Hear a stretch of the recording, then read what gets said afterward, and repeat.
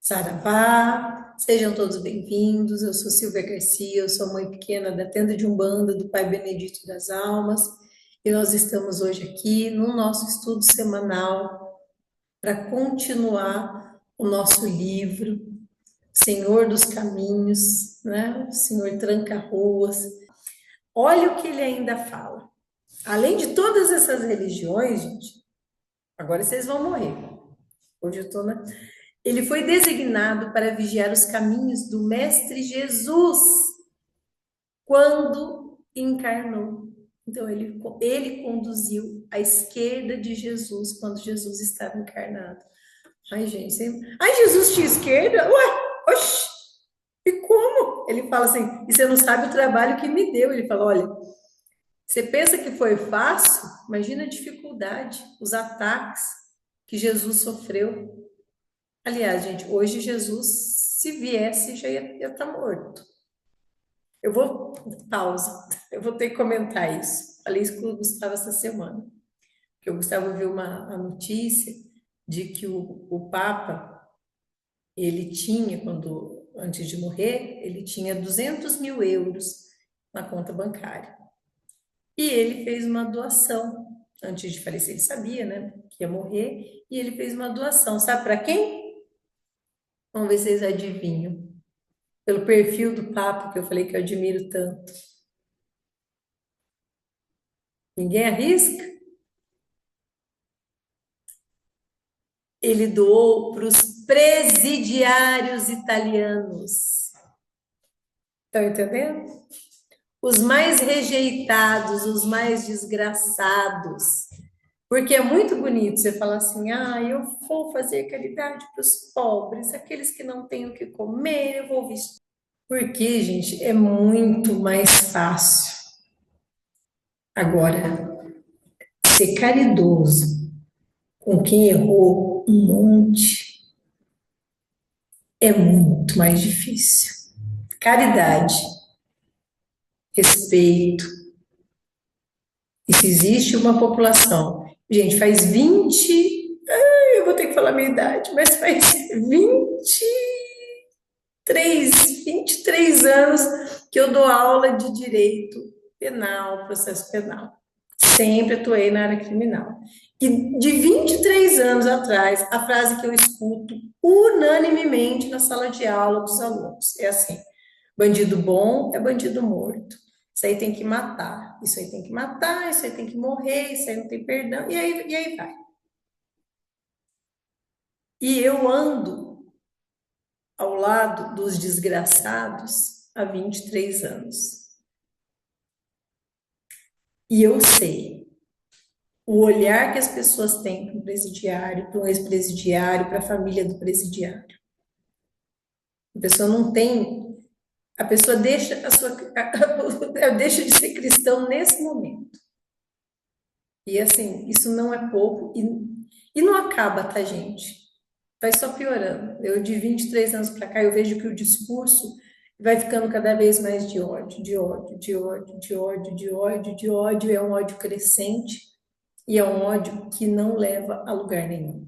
Então, assim, é um lugar. Aí, quando o Papa vai e faz isso, gente, eu já era fã dele. Aí eu fiquei, ainda mais.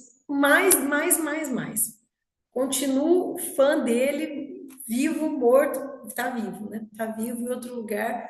Então, assim, porque foi muito emblemático. Então, quando a gente pensa em Jesus, que andava com prostituta, com ladrão, com pobre, com os desgraçados, hoje ia ter morrido já tinha matado Jesus de novo, em nome de Jesus ainda. Vocês estão entendendo, gente? É muito difícil nessa terra nossa de discursos extremados, de achar que vai resolver as coisas em nome de uma religião, seja ela qual for. tá? Não adianta vocês falarem agredir, ai, que é evangélico. Não, porque um bandista também tem certos discursos que são muito ruins. Então, assim, é de se pensar e é de se observar e compreender os exemplos que nos são dados. Então, novamente, vamos voltando. Gente, esquerda e direita, aqui o Renato está perguntando, esquerda e direita não tem absolutamente nada a ver com a política. Tanto que a gente pensa em esquerda e direita, dentro da Umbanda, da religião, como sendo algo milenar, muito antigo, esse nosso conceito. O nome que você quiser dar, cósmico ou universal, esquerda ou direita, positivo ou negativo, não importa. Tudo é necessário o equilíbrio dessas duas faces divinas. Entende? O conceito de direito e esquerda político é um conceito lá da corte inglesa, não tem nada, absolutamente nada, tá? Por favor, porque senão começa a achar que o povo do direito e o povo da esquerda. Então, não misturem, não tem nada a ver. Mas, continuando, quando ele fez, inclusive, né, ele fala do início do catolicismo, ele fala que os primeiros líderes cristãos eram espiritualistas por excelência, pois o Cristo, antes de encarnar, era o regente natural da corrente eloinista mosaica. Então, ele já trabalhava com esse conceito de Elohim, não enquanto nome de Deus, mas enquanto divindades naturais. Tá? Uma outra coisa, agora pasmem, nós no Ocidente que atacamos tanto a religião, tanto os islâmicos. Lembra que eu falei para vocês que o Tranca-Rosas era um grande defensor? Olha o que ele vai falar. Recebi o círculo de número 76 do Arcanjo Miguel, que é regente do islamismo. Arcanjo Miguel, desculpa, Arcanjo Miguel não, Arcanjo, ele não fala o nome do arcanjo, mas é um arcanjo, que atuando por intermédio do profeta Maomé, o colocou em minha lança da lei da vida. E destaquei a palavra profeta, porque Maomé foi realmente um profeta de Alá. E outro igual não há. Naquela região infestada de falsos profetas, jamais houve ou haverá. Então, o profeta Maomé, que abençoado seja para todos sempre, era um dos mais antigos hierarcas da tradição religiosa natural ancestral e recebeu do arcanjo a missão de purificar aquelas areias ardentes da praga de falsos profetas e verdadeiros mercadores de religião. Gente, isso é importante. Então ele fala, a despeito de todas as inverdades escritas sobre o profeta Maomé, ele foi imortalizado na memória da atual humanidade, pois foi guiado em sua atribulada vida por um arcanjo celestial, cujo nome eu não posso dizer porque é proibido pela lei dos mistérios. Vocês estão entendendo, gente? Era a missão dele purificar aquela terra cheia de profetas, porque era cheia de profetas. Eles são até hoje assim, complicadíssimos. Fanáticos, tendentes ao fanatismo religioso, aos extremismos. Mas nós temos só essa imagem no Ocidente e nós não temos a imagem boa do islamismo, que ela é altamente mística, altamente respeitosa, tem exatamente os mesmos ensinamentos de amor, de paz, de tratamento humano que tem o catolicismo, exatamente igual. Mas aqui a gente só pega os extremistas. Entendeu? Só pega os extremistas. Então, só aquele que mata em nome da religião, em que agride mulher, que não tem direitos, que é extremado, e a gente não tem imagem boa do Islã. A fé tão linda do Islã, ela não chega ao Oriente, porque influência, eu sinto muito, gente, mas a influência norte-americana, que demoniza, né, a cultura islâmica. E nós somos muito influenciados pelos norte-americanos, porque décadas de televisão e filme, né? Isso acaba ficando, né? Até no nosso consciente, inconsciente, desculpa. coletivo. Mas deem oportunidade, inclusive da parte mágica do islamismo, que é muito bacana, tá? Então, olha como o Tranca-Ruas é um defensor, né? Ele vai falando aí, depois de todas as religiões, ele fala, não adianta nada, os cristãos combateram tanto Maomé, né? Mas ele é guiado pelo arcanjo, e a religião dele está aqui até hoje. E não é a maior, mas é a segunda maior religião do mundo, é o Islã. Entende? Então, ela tem a sua razão de ser, tem a sua guiança.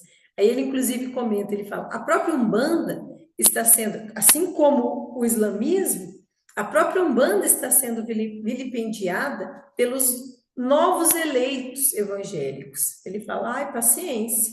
Isso ele fala para o Rubens. Fala, paciência, Rubens.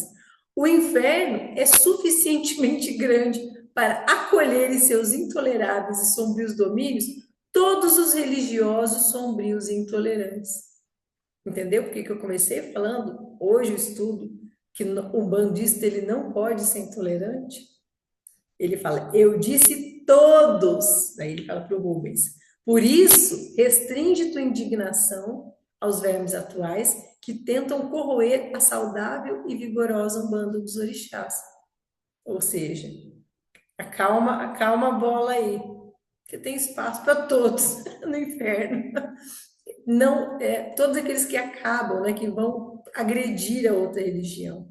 Ele fala, mas nessa safadeza não estão sozinhos, pois mesmo na Umbanda, tão jovem e tão bela, já existem os mercadores da miséria humana. E o que fazer com essa praga humana que chamamos de mercadores da fé? Nós Nós não somos os justiceiros. Ogum não me deu diretamente a espada para lutar contra os mercadores da fé, não, meu amor. Já vi filho. Ai, porque eu vou lutar contra os mercadores da fé. Ah, é? Quem te deu procuração? Não, gente. As coisas se encaminham. Você não vai permitir, lógico, dentro do teu templo, no teu âmbito. E se você frequenta um lugar que você sente que está sendo mercanciada a sua fé, saia. Corra desse lugar, meu amigo. Então, na nossa casa, a gente trata disso de uma maneira séria. Não pode ter nenhum tipo de mercancia de fé. Nada. Não vende trabalho, não faz trabalho separado, não cobra trabalho, não cobra nada. Para você ter uma ideia, eu sou tão radical que não se cobra o estudo. Não estou criticando quem faz, tá, gente? Mas assim, para mim, o meu sentimento tem que ser acessível, tem que ser popular, tem que ser popularizado. Eu não posso viver disso, entende? Não que tenha nada errado, é uma coisa minha. Isso é meu, é pessoal, tá?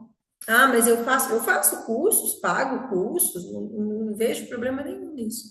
Agora, se você está num terreiro que te cobra para tudo, inventa problema para te dar solução. Ah, porque você está com isso, você está com isso, tem que fazer isso, tem que fazer não sei o quê, começa a virar aquela misturança de ritual e cobra preços altíssimos. Isso é mercancia da fé, gente. Vocês não tenham dúvida disso. Fujam com força. E não olhe para trás, porque não precisa nem ter medo, tá? Então, ele fala dos mercantilistas, né? Nada melhor, ele fala que ele cuida de todos.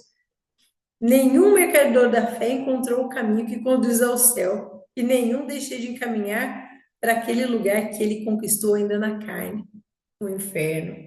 Né? Ele fala, nada melhor para purificar uma religião que está nascendo do que os mercantilistas.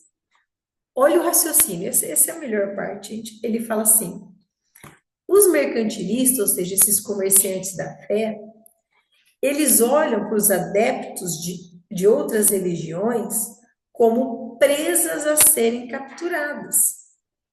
E eles sempre capturam as piores espécies. Então, é um raciocínio muito importante. Ele fala, está corretíssimo. Fala para o Rubens, quando você não deseja converter ninguém a Umbanda. Uma religião formada por convertidos tende à intolerância, pois para impedir a fuga das suas presas, tem de bestializar as outras religiões. Ou não é isso que fazem os vermes em pé com os sagrados orixás, que é os comerciantes da fé? Então, gente, olha, isso aqui é importante vocês entenderem. Porque quantas vezes vocês me ouviram falar de conversão? Olha, gente, mandem lá no terreiro que a pessoa tem que entrar para a Umbanda, que a vida dele melhora. Quando vocês escutaram isso da minha boca? Nunca, nem vou escutar, nem do Jesuel, nem do vô, nem da avó, nem de ninguém. E se algum guia falou isso dentro do terreiro, foi o médium, não foi o guia. Por que que eu tô falando isso? Porque os convertidos, a religião que trabalha com convertido, que precisa converter, ela tem a necessidade de demonizar as outras para as suas presas que ele capturou não voltar para lá de novo. Então eu demonizo para não voltar para lá. É por isso que demonizam tanto, uma religião fica demonizando a outra, porque precisam de fiéis convertidos para o seu poder. Entende? Como é triste isso? Isso é humano, isso é do homem. Não deveria haver conversão a religião nenhuma. A busca espontânea e interesse espontâneo por outra religião, ele deve ser sempre acolhido, mas nunca conversão. Não fiquem pregando umbanda para as pessoas que vocês não conhecem. Não fiquem, isso é muito feio, gente. A pessoa vem na sua casa e fica pregando. Ai, porque é umbanda, porque é orixá, porque não sei o quê. Não façam isso, gente. Se a pessoa te perguntar, se a pessoa mostrar interesse, você tem obrigação de saber falar e responder o mínimo sobre a sua religião. Agora, converter, jamais. Nunca. Não importa. Você está vendo que a pessoa, nossa, se estivesse dentro do terreiro, podia ajudar, podia fazer isso. Às vezes tem situações de que eu olho e eu vejo que dava para ajudar. Sabe o que que eu faço? Nada. Sabe por quê? Porque eu não sou intrometida. E a avó me ensinou a primeira lição número 1 da avó Benta. Não seja intrometida. Não vai ajudar quem não está pedindo ajuda. Não se intrometa na vida do outro. Não fique pregando. Se a pessoa vier, você vai ajudar todas as vezes. Mas não se intrometa. Não fique, olha, vai lá no terreiro. Vamos lá, converter. Não quer? Não, não, não. Convertido não é bom, não, gente. Quando a pessoa chega a sentir interesse por outra religião, quer dizer que o momento dela já está pronto. A maturidade do espírito para aquela determinada religião chegou, e isso, a vida, as coisas, a espiritualidade, a levam naturalmente para onde aquele espírito precisa estar. Não para Umbanda, eu estou falando de todas. Então, quem muda de religião por espontaneidade, sem ser convertido, é aquele que está insatisfeito, né? Ou já não vê graça, ou já não, como diz a avó, já não brilha mais o coração. Aí a pessoa vai se despertando, se interessando por outros assuntos, por outras coisas, até que ela chega aonde ela precisa estar. O Espírito te leva, gente. É só deixar, o Espírito vai onde ele precisa ir. Mas quando a gente fica teimando com a nossa natureza, com as nossas vontades, aí a gente fica batendo a cabeça mesmo, fica sofrendo. Religião é para ser feliz. Religião não é para te dar medo, não é para te dar culpa. Foi por isso, inclusive, que eu saí do kardecismo. Porque eu não queria sentir aquela culpa. Gente, não estou criticando o kardecismo, estou falando da minha experiência, como eu me sentia no kardecismo, com aquele círculo de pessoas com quem eu convivia. Vocês estão entendendo? Não posso falar de forma geral.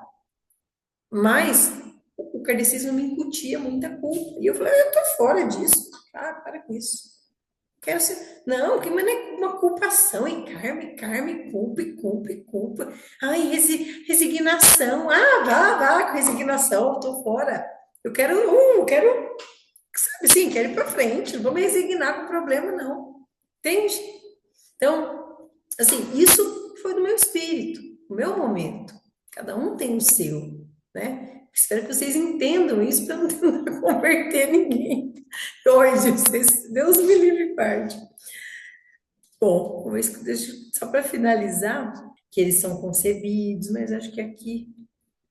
Aqui. para finalizar, isso é importante. Ele fala que a concepção de Deus único para toda a humanidade é muito recente, recente para ele, que é o espírito, né, milenar. E embora não esteja totalmente, ele fala, fundamentado, pois ainda existe ódio recíproco entre correntes religiosas e guerras santas entre, por exemplo, cristão contra cristão, tem hinduísta contra hinduísta, tem umbandista contra umbandista, né? Então, mas o fato é que no continente africano não existiam 7 linhas de Umbanda. Isso eu acho que vocês já sabem também. Havia divindades locais que atendiam a necessidades religiosas específicas de cada um dos povos ali. E isso é muito bacana, gente, porque as 7 linhas da Umbanda não tem nada a ver, não é africano. Não existia nenhum culto de nação que tivesse essas 7 linhas. Os cultos não tem gente, os cultos na África não tem absolutamente nada a ver com o que tem aqui no Brasil. Vocês vão pegando as referências, muitos africanos falando sobre cultos ainda antigos, cultos que eles chamam de ancestrais lá, que já são assim, ó, minúsculos. Hoje, na África, a grande maioria das pessoas pasmem, é evangélica. A África hoje dominantemente é evangélica e islâmica.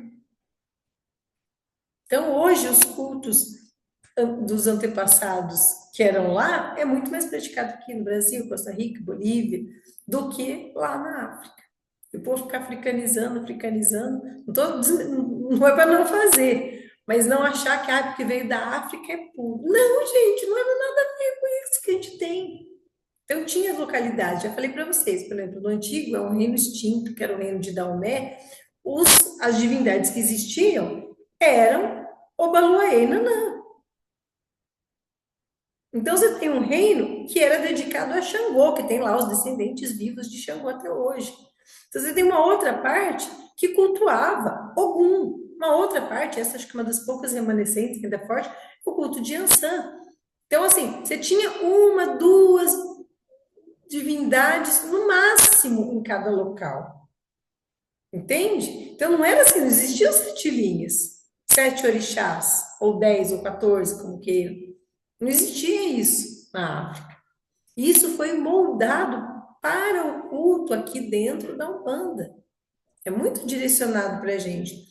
Mas isso não quer dizer que a gente não saiba da existência de outros orixás. A gente só não cultua diretamente.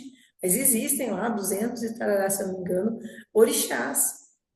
Que a gente sabe que as divindades, os orixás enquanto divindades, eles multiplicam os seus mistérios, em especialidades que em outros lugares têm nomes específicos, entende? Então, a gente engloba, por exemplo, engloba tudo em relação ao vegetal e engloba em Oxóssi, mas existem inúmeros outros orixás que se relacionam ou que derivam do mistério vegetal. Tem o Obá, tem o Sanho, né? Então, nós temos inúmeros outros. E é muito bonito. Mas isso não quer dizer que a gente vai cultuar tudo isso dentro do nosso ritual, porque o nosso ritual é próprio. Mas isso não faz da gente assim, ó, limitado e bitolado. Bom, achei que ia terminar o livro, mas não vai dar para terminar hoje. A gente vai ter que deixar para a semana que vem. Então, fiquem todos em paz. Tchau, gente. Fiquem todos em paz.